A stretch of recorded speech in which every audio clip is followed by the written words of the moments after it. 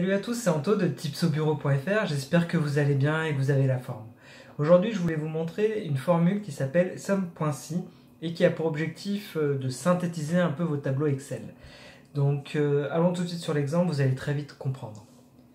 Donc, nous voici sur ce qu'on pourrait appeler un journal de vente où on a des objets vendus, une date de vente et une quantité vendue.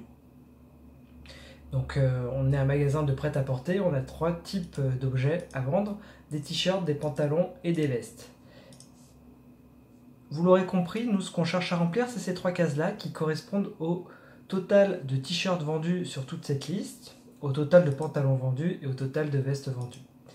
Donc ce tableau, comment est-ce qu'il faut le comprendre? Par exemple pour cette ligne, le 2 janvier 2017, j'ai vendu 9 vestes. Si je prends cette ligne, le 5 janvier 2017, j'ai vendu un pantalon. Ok? Donc, pour pouvoir synthétiser rapidement, l'une des façons de faire, parce qu'il y en a d'autres, c'est d'utiliser la fonction Sum.si. On y va. Donc, on fait égal, somme, on n'oublie pas le point, si. Donc, on a trois arguments à rentrer dans cette formule. Le premier, c'est la plage. Donc là, il faut comprendre le tableau dans lequel on veut que la formule s'effectue. Allons-y. Donc, deux choses à dire. Déjà, il ne faut pas prendre les titres qui sont en haut, pas besoin. Et la deuxième, c'est qu'il faudra obligatoirement deux colonnes. Il faudra la colonne de l'objet qu'on veut sommer, donc la colonne D, et la colonne de la quantité qu'on veut sommer, donc la colonne F. Ok? Là, vu qu'on sait déjà qu'on va tirer notre formule vers le bas, on va figer les cellules de la plage via F4. Un petit point virgule.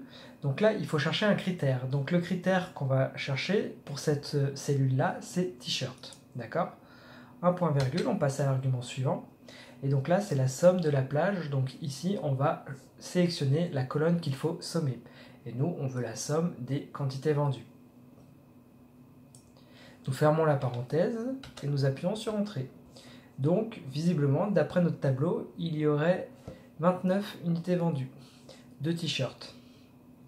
Là, je suis en train de penser que j'ai fait une erreur. Si je tire ma formule vers le bas, qu'est-ce qui va se passer d'après vous?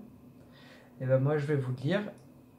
On va avoir une erreur parce que je n'ai pas figé les cellules de la deuxième colonne. Donc, allons-y, on les fige.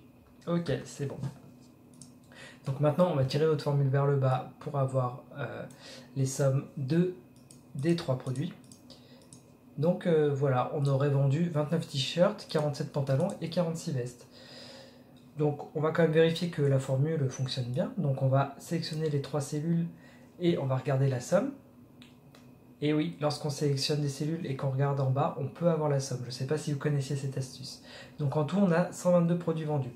Si on prend la somme de cette colonne-là, qui est notre tableau de base, on a également 142 produits.